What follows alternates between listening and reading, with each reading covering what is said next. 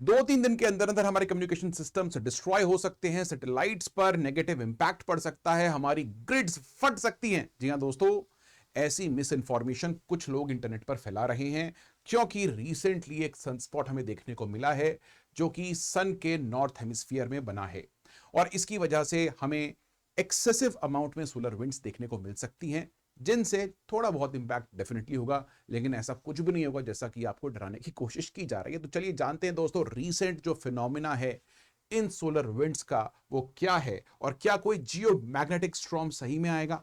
हम इस पूरे टॉपिक को प्रॉपर अंडरस्टैंडिंग के साथ समझेंगे। मैं आपको बताऊंगा एक सनस्पॉट क्या होता है, वो एक सोलर फ्लेयर से कैसे डिफरेंट है, और कोरोनल मास इंजेक्शन में क्या डिफरेंस है, ये मैं आपको बताने वाला हूं। देखिए, सबसे पहले आप ये समझिए कि जो हमारा सन है वो मोस्टली प्लाज्मा से बना है। हमारी पूरे यूनिवर्स में there are like 4 major types of states, solid, liquid, gas, plasma. इसके अलावा एक और स्टेट होती है, 5th स्टेट होती है, जिसके बारे में हम अभी बात नहीं करते।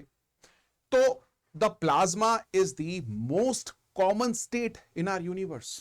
जी हां दोस्तों, अगर आप स्टार्स की बात करें, स्टार्स पर आपको प्लाज्मा ही मिलता है। Plasma is nothing but super heated gas, जो कि इलेक्ट्रिकली मैग्नेटिकली चार्ज्ड भी होती है, और हमारा सन इसी प्लाज्मा का बना हुआ है।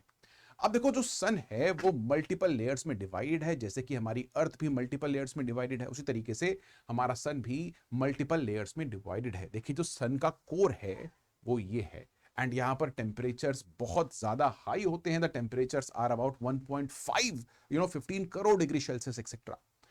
तो जो सन का कोर है, यहीं पर 2 हाइड्रोजन एटम फ्यूज होकर एक हीलियम एटम क्रिएट कर रहे हैं, यानी कि एक न्यूक्लियर फ्यूजन रिएक्शन हो रहा है, जिसकी वजह से खूब सारी एनर्जी यहां से डिस्चार्ज होती है। अब जो कोर है, यहां से एनर्जी मूव ऑन करती है टू द रेडिएटिव जोन। देखिए, रेडिएटिव जोन में ऑफ कोर्स रेडिएटिव हीटिंग होती है। जो फोटोन है, जो एनर्जी है, वो कोर में जनरेट होती है, जिसके बाद ये रेडिएटिव जोन के थ्रू पहुंचती है नेक्स्ट कन्वेक्टिव जोन में। कहा जाता है कि एक फोटोन को अबाउट 1 to 1.7 लाख ईयर्स लगते हैं to cross the this radiative zone. ठीक है, रेडिएटिव जोन क्रॉस करके आप देखेंगे जो ये एनर्जी है, ये कन्वेक्शन जोन में पहुंचती है, और कन्वेक्शन जोन में कन्वेक्टिव करंट्स के थ्रू हीटिंग होती है। अब ये कन्वेक्टिव करंट्स क्या होते हैं? देखिए, आप सभी लोगों ने चाय तो बनाई होगी, और जब आप चाय बनाते हैं तो चाय के पतीले में चाय बॉईल होती है कुछ इस तरीके से, बीच में एक उबाल उठता है, और साइड से आप देखेंगे ठंडी चाय नीचे आती है, और बीच में उबाल उठता रहता है। दूध गर्म करते हैं तब भी ऐसा ही होता है, पानी गर्म करते हैं तब भी ऐसा उठता है। तो इस मूवमेंट की वजह से जो हीटिंग होती है उसको आप कन्वेक्टिव हीटिंग कहते हैं, और इसी तरह से कन्वेक्शन जोन यहां पर इसी तरह से हीटिंग होती है, यानी कि जो हॉट प्लाज्मा है वो यहां से एनर्जी लेता है, और उसके बाद ऊपर की तरफ राइज करता है, और साइड की तरफ, नीचे की तरफ आकर दोबारा हीटिंग होती है। तो इस तरीके से ये कन्वेक्टिव करंट्स आपको कन्वेक्शन जोन ऑफ द सन में देखने को मिलते हैं। लेकिन हमारा जो सन है दोस्तों, उसके पास एक बहुत ही स्ट्रॉन्ग मैग्नेटिक फील्ड भी है। अगर आप अर्थ की बात करें, अर्थ के पास भी मैग्नेटिक फील्ड है, बिकॉज हमारा जो लिक्विड आउटर कोर है वो सॉलिड इनर कोर के चारों तरफ रोटेट कर रहा है, जिसकी वजह से आपको जियो मैग्नेटिक फील्ड देखने को मिलती है। इसी तरीके से हमारे सन के पास भी बहुत ही ज्यादा स्ट्रॉन्ग मैग्नेटिक फील्ड है। अब दोस्तों, बहुत बार क्या होता है, जो सन का प्लाज्मा है वो हेविली मैग्नेटाइज्ड हो जाता है, और उसी प्लाज्मा द्वारा ये कन्वेक्टिव करंट्स ब्लॉक किए जाते हैं। आप समझ के देखिए, अगर आप एक लावा फील्ड को देखते हैं जहां पर पिघला हुआ लावा फैला हुआ है, ठीक है, और जहां से नीचे से ऊपर लावा आ रहा है, और ऊपर एक पत्थर रख दो, तो जो पत्थर वाला रीजन है वहां पर कन्वेक्टिव करंट्स ऊपर आने की कोशिश तो करेंगे, लेकिन पत्थर की वजह से वो ऊपर नहीं आ पाएंगे।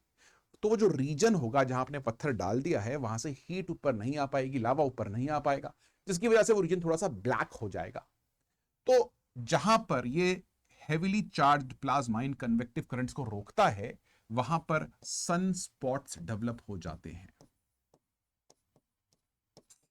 तो जो सन स्पॉट्स होते हैं, ये सराउंडिंग रीजन से डार्कर दिखते हैं, काले दिखते हैं, और उसके साथ साथ दोस्तों, यही सन स्पॉट्स मैग्नेटिकली चार्ज्ड भी होते हैं। जब भी आप एक सनस्पॉट को देखेंगे वो हमेशा ग्रुप में होता है, एक नॉर्थ और एक साउथ पोल उसमें होता है, क्योंकि it is magnetically charge. Plus जो सनस्पॉट का टेम्परेचर है वो जो आसपास का टेम्परेचर है उससे कम भी होता है। सो सनस्पॉट वो रीजन है जहां पर सराउंडिंग से टेम्परेचर्स कम होते हैं एंड सन का चार्ज प्लाज्मा कन्वेक्टिव करंट्स को ऊपर आने से रोकता है। तो एक सनस्पॉट किस तरीके से हमें दिखता है वो हम यहां पर देखेंगे। ये देखिए, तो ये कुछ एग्जांपल्स हैं, रियल फोटोज हैं सन की, ये देखिए, और आपको एक काफी बड़ा सनस्पॉट यहां पर देखने को मिल रहा है। अब ये जो सनस्पॉट आपको यहां पर देखने को मिल रहा है, it is in a group. ये देखो, देख रहे हो, ट्विन, ये देखो ये छोटा है, ये देखो north pole south pole, north pole south pole, because एक मैग्नेट में नॉर्थ पोल और साउथ पोल होता है। आ रही बात समझ? अब रिसेंटली मैं आपको बता दूं कि हमारे सन के नॉर्दर्न हेमिस्फीयर में, यानी कि जो नॉर्दर्न हेमिस्फीयर हमारे सन का, वहां पर हमें एक बहुत ही मैसिव सनस्पॉट एक्टिविटी देखने को मिली। यहां पर मल्टीपल सनस्पॉट्स एक साथ फॉर्म हो रहे हैं, यानी कि यहां पर कन्वेक्टिव करंट्स को मैग्नेटिकली चार्ज प्लाज्मा सन का रोक रहा है। और ये रैपिडली ग्रोइंग सनस्पॉट को कहा गया active region 4366, short form active region 4366, ये इसका नाम है, इस रीजन का नाम है, जो लेट जनवरी 2026 में हमें देखने को मिला। ये जो रीजन है इट बिकेम मैग्नेटिकली कॉम्प्लेक्स, और यहां पर हाई प्रोबेबिलिटी हुई कि यहां से एक सोलर फ्लेयर निकल सकता है, जिसकी वजह से दोस्तों अर्थ के ऊपर जियो मैग्नेटिक स्ट्रॉम आ सकता है। ये लोग यही कह रहे हैं। तो सबसे पहले हमने समझा कि एक सनस्पॉट किस तरीके से बनता है, किस तरीके से सन के कोर से हीट निकलती है जो रेडिएटिव जोन को क्रॉस करके कन्वेक्टिव जोन में पहुंचती है, और इन्हीं कन्वेक्शंस को ब्लॉक करता है सन से निकला हुआ मैग्नेटिकली चार्ज प्लाज्मा, जिसकी वजह से सन स्पॉट्स क्रिएट होते हैं। ये बात मैं आपको बता चुका हूं। इस जोन को ऑब्जर्व किया, डिटेक्ट किया नासा की सोलर डायनामिक ऑब्जर्वेटरी ने। यह फैक्ट भी आपको याद रखना है। तो it was detected by solar dynamic observatory. ये नासा की ऑब्जर्वेटरी है जिसको हम SDO ऑब्जर्वेटरी कहते हैं। फाइन। तो देखो, जब भी एक सनस्पॉट क्रिएट होता है तो इस सनस्पॉट के अंदर से आपको बहुत ही हाईली चार्ज प्लाज्मा निकलता हुआ दिखता है।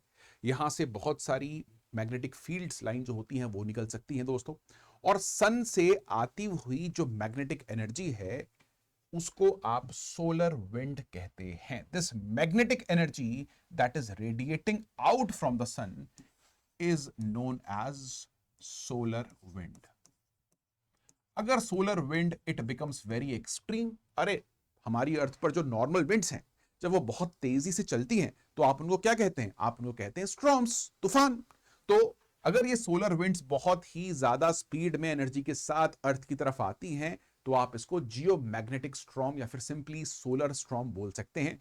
और ऐसी एक्सेसिव सनस्पॉट एक्टिविटी की वजह से ये सोलर विंड्स की जो इंटेंसिटी है, इनमें जो चार्ज पार्टिकल्स का अमाउंट है, मैग्नेटिक फील्ड है, वो भी बहुत बढ़ सकती है और सोलर स्ट्रॉम आने के चांसेस काफी ज्यादा होते हैं। अब जब ये सोलर स्ट्रॉम्स हमारी अर्थ पर पहुंचते हैं तो ऐसा नहीं है कि हमारे अर्थ के पास कोई भी नेचुरल प्रोटेक्शन इनके अगेंस्ट नहीं है। जी हां, हमारी अर्थ के पास हमारी खुद की मैग्नेटिक फील्ड है जो इन सोलर स्ट्रॉम्स को, सोलर विंड्स को रोकती है। आओ ये मैकेनिज्म कैसे काम करता है इसके बारे में भी हम देख लेते हैं। अच्छा, ये रीजन है, आप देख सकते हो अर्थ से बहुत बड़ा है और बहुत सारे सनस्पॉट्स आपको यहां पर देखने को मिल रहे हैं, दिस AR रीजन। तो let's look at how earth's magnetic field protects it from the solar winds, as you can clearly see। तो ये सन से आती हुई सोलर विंड है और अर्थ की मैग्नेटिक फील्ड आप देख सकते हैं क्लियरली हमारी अर्थ को प्रोटेक्ट करती है। लेकिन जब भी सोलर स्टॉर्म्स आते हैं तो आप देखेंगे कि हमारी अर्थ की मैग्नेटिक फील्ड हमें सोलर स्टॉर्म्स से प्रोटेक्ट करती है, बट बहुत सारे चार्ज हाईली एनर्जाइज्ड पार्टिकल हमारी मैग्नेटिक फील्ड को तोड़कर अर्थ के लोअर अर्थ ऑर्बिट तक पहुंच जाते हैं। फाइन। अब देखो, ये जो सडन सनस्पॉट एक्टिविटी हमें देखने को मिली है, ठीक है, इसकी वजह से आपको बहुत सारी एक्सरेज और एक्सट्रीम यूवी रेज सन से निकलती हुई नजर आ रही हैं, जो हमारी सैटेलाइट्स को, इलेक्ट्रिकल ग्रिड्स को डिस्ट्रॉय कर सकती हैं।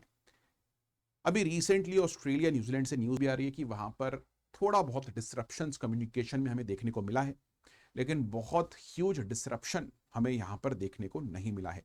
स्पेसिफिकली इशू आपको आता है रेडियो कम्युनिकेशन में, जो हाई फ्रीक्वेंसी रेडियो वेव्स आप यूज करते हैं, स्पेसिफिकली एफएम हो गया, वॉकी टॉकीज हो गए, इनमें हमें थोड़ी बहुत प्रॉब्लम्स भी देखने को मिल सकती हैं। GNSS डिग्रेडेशन भी हो सकती है, ठीक है। लेकिन जो ये करंट स्ट्रॉम आ रहा है, जो करंट सोलर विंड आ रही है, इससे देयर इज नो ग्रिड और सैटेलाइट डैमेज। तो sunspot is nothing but a temporary dark region on sun's surface, जिसको आप फोटोस्फीयर कहते हैं, और it appears dark because it is cooler than the surrounding areas. यहां पर टेम्परेचर 3500 से लेकर 4500 डिग्री सेल्सियस के बीच में होते हैं। फाइन। अच्छा, नेक्स्ट आता है what is a solar flare. आइए सोलर फ्लेयर के बारे में बात करते हैं। देखो, ये एक सोलर फ्लेयर है। देखो, सनस्पॉट आप समझ सकते हैं एक रिजर्व ऑफ एनर्जी है, वहां पर बहुत सारी मैग्नेटिक एक्टिविटी चल रही है, ठीक है। जब सनस्पॉट में से एनर्जी रिलीज होती है, यानी कि वहां पर ब्लास्ट होता है, तब जाकर सोलर फ्लेयर्स क्रिएट होती हैं। ये एक क्लियर एग्जांपल है आपको दिखती हुई, this is a solar flare. तो what is basically a solar flare? Solar flare is a sudden explosive release of energy from sunspot region, और इसका ट्रिगर होता है मैग्नेटिक रिकनेक्शन। आपने देखा कि सनस्पॉट के अंदर एक नॉर्थ पोल होता है, एक साउथ पोल होता है ना। तो जब ये जो पोल्स होते हैं एक दूसरे से जुड़ते हैं, दूसरे सनस्पॉट्स के भी, they connect again to each other, तो ये एनर्जी रिलीज हो सकती है दोस्तों, जिसकी वजह से इस तरह से आप देख सकते हैं, जी हाँ, सोलर फ्लेयर क्रिएट होते हैं। जब सोलर फ्लेयर क्रिएट होता है तो एक्सरेज काफी ज्यादा निकलती हैं, एक्सट्रीम अल्ट्रा वायलेट रेडिएशन काफी निकलती है, और हाई एनर्जी फोटॉन्स निकलते हैं, और अबाउट 8 मिनट्स के अंदर ये पूरी एनर्जी हमारी अर्थ पर पहुंच सकती है, अगर ये सनस्पॉट हो कहां पर? एकदम अर्थ के सामने। प्लीज अंडरस्टैंड दिस थिंग, ठीक है। इससे इमीडिएट अर्थ के ऊपर इंपैक्ट होता है आयोनोस्फेरिक आयोनाइजेशन। आपको ऑरोरा बोरियालिस और ऑरोरा ऑस्ट्रियालिस देखने को मिल सकते हैं way beyond the polar regions. आपको टेम्परेट रीजन्स तक ऑरोरास देखने को मिल सकते हैं। अभी लास्ट ईयर हमें लद्दाख के अंदर भी ऑरोरास देखने को मिले थे, ठीक है। इसके साथ साथ हमारी सैटेलाइट्स इनकी वजह से डिस्ट्रॉय हो सकती हैं, दैट इज देयर। अब जब आप सोलर फ्लेयर्स की बात करते हैं तो there are 5 types: A type, B type, C type, M type और एक्स टाइप। जो एक्स टाइप सोलर फ्लेयर होता है दैट इज द स्ट्रॉन्गेस्ट, याद रखिएगा। और जो रीसेंट हमें इस रीजन के अंदर सोलर फ्लेयर देखने को मिल रहा है that is a X type of solar flare. तो सोलर फ्लेयर एक रेडिएशन इवेंट है, याद रखिएगा। No physical matter necessarily hits earth. Earth तक कोई फिजिकल मैटर नहीं पहुंचता है, बट ये एनर्जी पहुंचती है, that is critical thing that you must understand. अब नेक्स्ट हम बात करते हैं व्हाट इज करोनल मास इजेक्शन।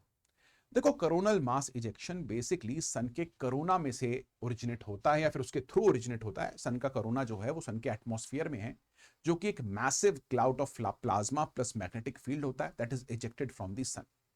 तो यहां पर याद रखिएगा, billions of tons of charged particles, specifically electrons and protons, जो मटेरियल है, it is ejected from the sun and it might get to the earth. उसको आप क्या कहते हैं? उसको आप कहते हैं coronal mass ejection. Coronal mass ejection की स्पीड थोड़ी कम होती है, लाइट जितनी नहीं होती है, ठीक है। 300 किलोमीटर पर सेकंड से लेकर 2000 किलोमीटर पर सेकंड तक इसकी स्पीड होती है, और 4 to 15 डेज सन से कोरोनल मास इंजेक्शन को पहुंचने में लगते हैं टू दी अर्थ, ठीक है।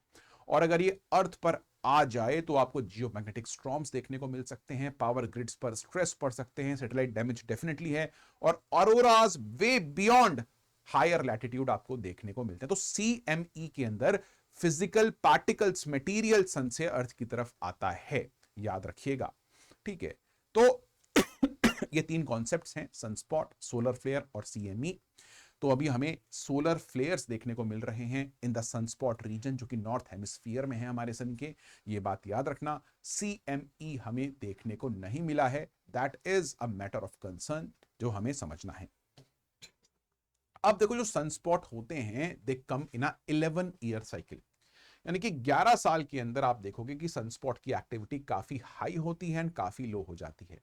अब दिस 11 ईयर पीरियड, ये आप देख सकते हैं सनस्पॉट साइकिल आपको दिख रही है 11 साल की, ये मैक्सिमा सोलर, ये minima solar, maxima minima, maxima minima, maxima minima, maxima minima, maxima minima. तो this is a 11 year solar cycle.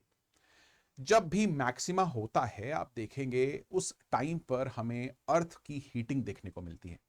अब ये थोड़ा कॉन्ट्रडिक्टरी है, सनस्पॉट वो एरियाज होते हैं जहां पर टेम्परेचर्स काफी कम होते हैं, लेकिन सनस्पॉट जब हाई अमाउंट में होते हैं सन के ऊपर तब अर्थ पर टेम्परेचर्स हमें हाई देखने को मिलते हैं। और ये आप इस ग्राफ से कोरिलेट कर पाएंगे। ये देखिए हायर टेम्परेचर्स, ये देखिए हायर टेम्परेचर्स। तो इसीलिए 2026 can be a very hot year, very warm year. We don't know about it yet but it can happen.